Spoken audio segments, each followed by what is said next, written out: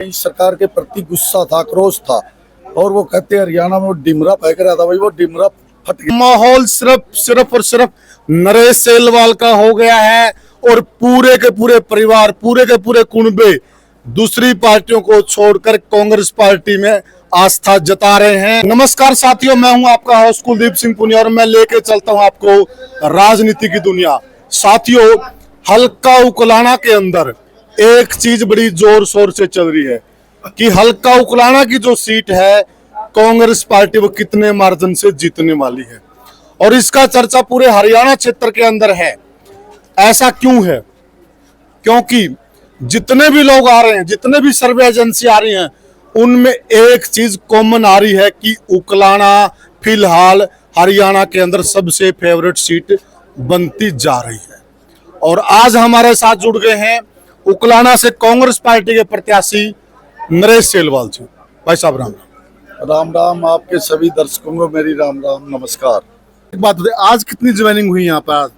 आज सुबह से ज्वाइनिंग चल रही। पहले उकलाना मंडी के अंदर अग्रवाल समाज ने मेरा समर्थन किया है, उसके बाद उकलाना की ब्लॉक समिति चेयरमैन और उसके साथ लगभग 18 मेंबर बीडीसी के, उन्होंने मेरा समर्थन किया है। उसके बाद हसनगढ़ गांव के अंदर जो जेजेपी की कोर कमेटी थी, अनूप दानक की टीम, उसके लगभग 200 सदस्यों ने जेजेपी छोड़ के मेरा समर्थन, अभी वहीं से आ रहा हूँ मैं। अच्छा। और अब बोबुआ गांव के अंदर है, जितने भी आप लगभग 12 पता नहीं 13 प्रोग्राम है, सभी जो है जेजेपी और बीजेपी छोड़ के मेरा समर्थन कर रहे हैं। अच्छा, तो अब हम मौजूद हैं, ये भी जेजेपी के लोग थे जो? बिल्कुल बिल्कुल।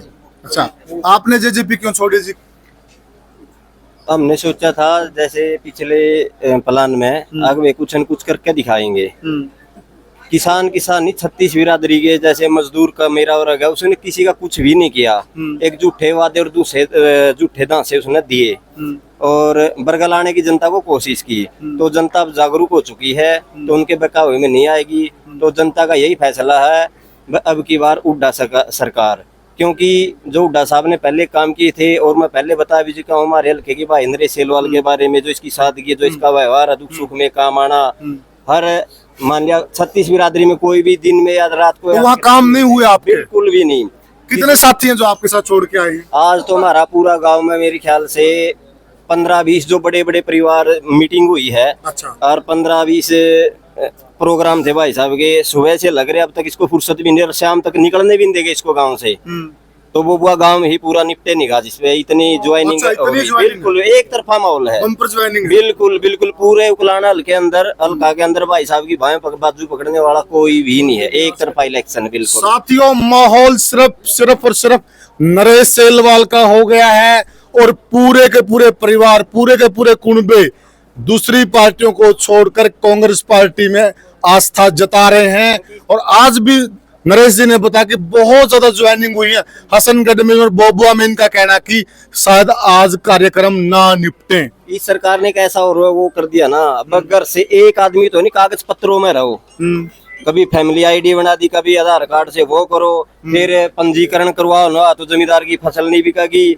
अगर किसी समझ गए, यानी कि लोगों को लाइनों में लगा दिया। लोग इस बात से दुखी हैं। भाई साहब, ये आज भी यहाँ ज्वाइनिंग थी, कुछ लोग सुना के जेजेपी से छोड़ के इधर आए हैं। ये सारे लोग इधर आने को बेताब है, ये हो क्या रहा है? देखिए, जो 10 साल का बीजेपी का कुशासन था, वो लाठी डंडों की सरकार रही। कोई वर्ग ऐसा नहीं होगा जो लाठी डंडों से ना पिटाई हुई हो। और 5 साल पिछले सारे पोर्टल के ऊपर लोग लाइन में लगे रहे, क्योंकि कभी प्रॉपर्टी आईडी, कभी फैमिली आईडी, कभी मेरी फसल, मेरा ब्यौरा, बच्चों के इनकम के एफिडेविट, सर्टिफिकेट, सब के लिए सारा प्रदेश लाइन में लगा रहा। लेकिन नेता चंडीगढ़ में एसी रूमों में बैठे रहे।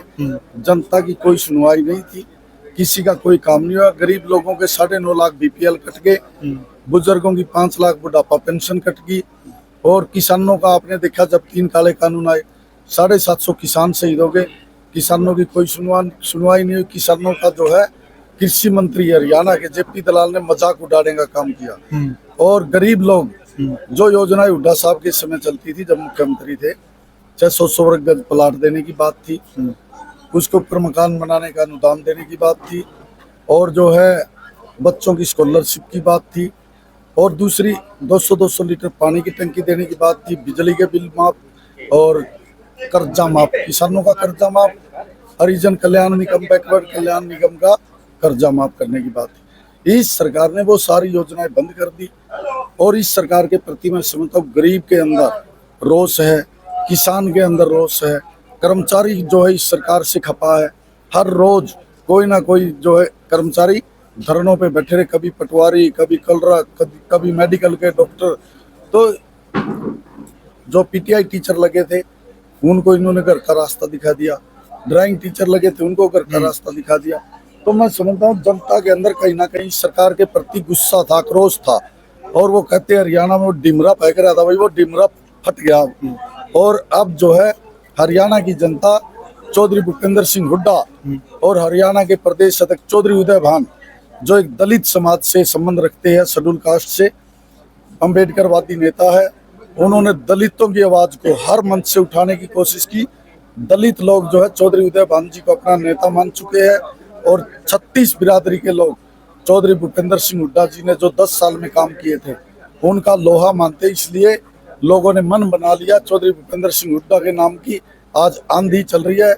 और चौधरी दीपेंद्र हुड्डा हमारे युवा सांसद, जिन्होंने पिछले 5 वर्षों के अंदर प्रत्येक गांव में जाकर, प्रत्येक हल्के में जाकर युवाओं के अंदर जोश भरने का काम किया, उसी का परिणाम है कि आज जो है पूरे हरियाणा का जो है अपना वोटर वो ये चाहता कि कांग्रेस पार्टी की सरकार बने और हुड्डा साहब हमारे मुख्यमंत्री बने। देखिए, इसमें कोई दो राय नहीं कि नाराजगी बड़े स्तर पर लग रही है। और मीडिया में एक चर्चा है कि जो उकलाना की सीट है वो कोई मीडिया वाला कहता है इतने से जीते, कोई इतने से, वह एक अलग आंकड़ा है। आप क्या मान के चल रहे हैं कि आपकी नजर में कितने का आंकड़ा के हमारे जीत? मैं तो ये, मुझे आंकड़े का तो पता नहीं, आंकड़े तो आप पत्रकार भाई निकाल सकते हैं। ये ग्रामीण जो वोट डाले के गांव का यही निकालते हैं। मेरा काम है वोट मांगना, लोगों से संपर्क करना। मैं वोट मांगता हूं और मैं समझता हूं कि जो जितने प्रत्याशी है दूसरी पार्टियों के, जिस प्रकार का जन सैलाब, जन समूह, वोटर के अंदर उमंग और जोश देखने को मिल रहा है, ऐसा लगता है प्रत्येक प्रतिद्वंदियों की जमानत जब्त हो जाएगी। कोई बचेगा जिसकी जमानत बच सकती है? कोई नहीं बचेगा, एक भी नहीं बचेगा, सिर्फ मैं बचूंगा।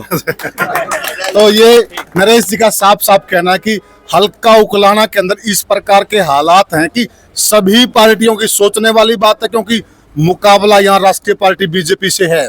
और राष्ट्रीय पार्टी की भी जमानत जब्त होगी तो बहुत बड़ी बात होगी, बहुत बड़ी बात होगी साथियों चुनावी हलचल के अंदर। तो आप एक कांग्रेस